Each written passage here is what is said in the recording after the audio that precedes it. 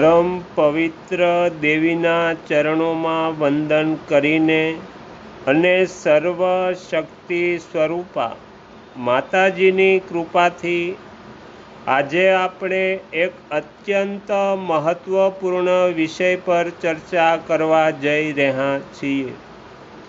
દેવીની મૂર્તિનું નિર્માણ, મંદિરની સ્થાપના અને તેનું પૂજન આ બધું ધાર્મિક વિધિ નથી, પણ માનવ જીવનને પવિત્ર બનાવવાનો એક દિવ્ય માર્ગ છે। શાસ્ત્રોમાં કહેવાયું છે કે જે સ્થાન દેવીનું સ્થાપન થાય છે તે માત્ર ઘર કે મંદિર રહેતું નથી, પણ તે એક શક્તિપીઠ બની જાય છે। આજે આપણે સમજશું કે દેવીની મૂર્તિ સ્થાપન કેમ કરવી, મંદિરનું નિર્માણ કેટલું પવિત્ર છે અને તેનું પૂજન કરવાથી આપણને શું ફળ મળે છે। ચાલો ભક્તિભાવ સાથે એ દિવ્ય જ્ઞાનને સમજવાનો પ્રયત્ન કરીએ। જે મનુષ્ય દેવીના માટે પથ્થર, લાકડા અથવા માટીનું મંદિર બનાવે છે, આવા પુણ્ય ફળનું વર્ણન સાંભળો। પ્રતિદિન યોગ દ્વારા આરાધના કરવાથી જે મહાન ફળની પ્રાપ્તિ થાય છે, તે સમગ્ર ફળ એ પુરુષને મળી જાય છે જે દેવીના માટે મંદિર બનાવડાવે છે। શ્રી માતાનું મંદિર બનાવનારો ધર્માત્મા પુરુષ પોતાની વીતી ગયેલી પેઢી તથા આગળ આવનારી પેઢી હજાર હજાર પેઢીઓનો ઉદ્ધાર કરી દે છે। કરોડો જન્મમાં કરેલા થોડા અથવા વધારે પાપ જે બાકી રહી જાય છે, શ્રી માતાના મંદિરના નિર્માણનો આરંભ થતાની ક્ષણે જ એ નષ્ટ થઈ જાય છે। જેવી રીતે નદીઓમાં ગંગા, સંપૂર્ણ નદોમાં સોણભદ્ર, ક્ષમામાં પૃથ્વી, ગહનતામાં સમુદ્ર અને સમસ્ત ગ્રહોમાં સૂર્યદેવનું વિશિષ્ટ સ્થાન છે, એ જ પ્રકારે સમસ્ત દેવતાઓમાં શ્રીપરા અંબા શ્રેષ્ઠ મનાય છે।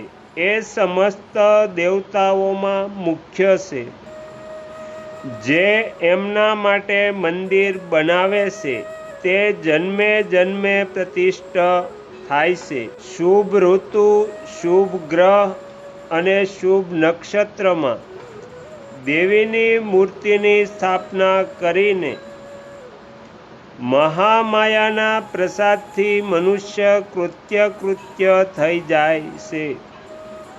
કલ્પના આરંભથી લઈને અંત સુધી કુળમાં જેટલી પેઢીઓ વીતી ગઈ છે અને જેટલી પેઢી આવનારી છે, એ સૌને મનુષ્ય સુંદર દેવી મૂર્તિ સ્થાપના કરીને તારી દે છે।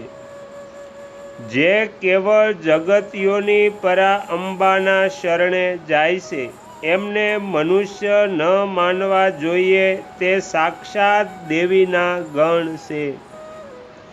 જે ચાલતા, ફરતા, ઊંઘતા, જાગતા અથવા ઊભા થતી વખતે ઉમા આ બે અક્ષરના નામોનું ઉચ્ચારણ કરે છે, તે શિવના જ ગણ છે।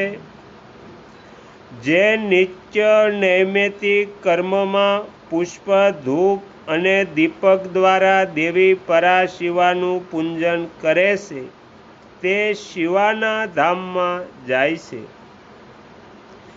જે શ્રી માતાની સ્થાપિત થયેલી ઉત્તમ મૂર્તિને મધ મિશ્રિત ઘીથી સ્નાન કરાવે છે, એના પુણ્યફળની તો કોણ ગણતરી કરી શકે તેમ છે। ચંદન, અગુરુ, કપૂર, જટામાસી અને નાગરમોદ વગેરેથી યુક્ત જળ તથા એક રંગની ગાયોનું દૂધ લઈને તેનાથી પરમેશ્વરીને સ્નાન કરાવો. ત્યાર પછી અષ્ટદશાંગ ધૂપ દ્વારા અગ્નિમાં ઉત્તમ આહુતિ આપી તથા ઘી અને કપૂર સહિત બત્તીઓ દીપકો દ્વારા દેવીની આરતી ઉતારવી. વદ પક્ષની આઠમ, નોમ અને અમાસ અથવા સુદ પક્ષની પંચમી અથવા 10મી તિથિઓને ગંધ, પુષ્પ વગેરે ઉપચારો દ્વારા જગદંબાની વિશેષ પૂજા કરવી જોઈએ.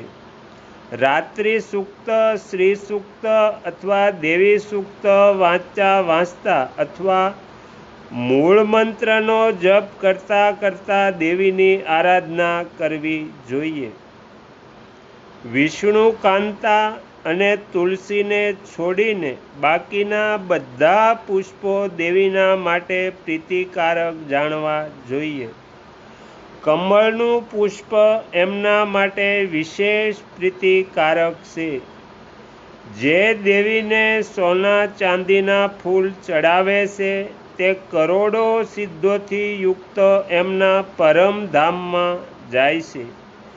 દેવીના ઉપાસકોએ પૂજનમાં અને સદા પોતાના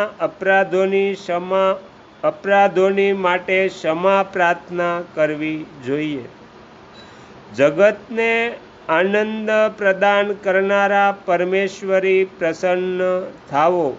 આ વાક્ય દ્વારા સ્તુતિ અને મંત્ર પાઠ કરતા દેવીના ભજનમાં રહેનારો ઉપાસક એમનું આ પ્રકારે ધ્યાન કરવું જોઈએ. દેવી સિંહ પર સવાર છે. એમના હાથમાં અભય અને વરુ મુદ્રાઓ છે તથા એ ભક્તોને મનોવાંછિત ફળ પ્રદાન કરનારા છે. આ રીતે મહેશ્વરીનું ધ્યાન કરીને એમને નૈવેદ્ય રૂપે પાકા ફળ અર્પિત કરવા.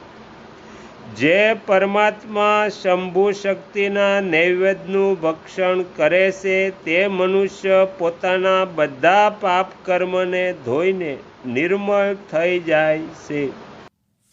આગળના વિડીયો જોવા માટે આ ચેનલને સબસ્ક્રાઈબ કરો અને જો આ વિડીયો પસંદ આવ્યો હોય તો લાઈક કરો.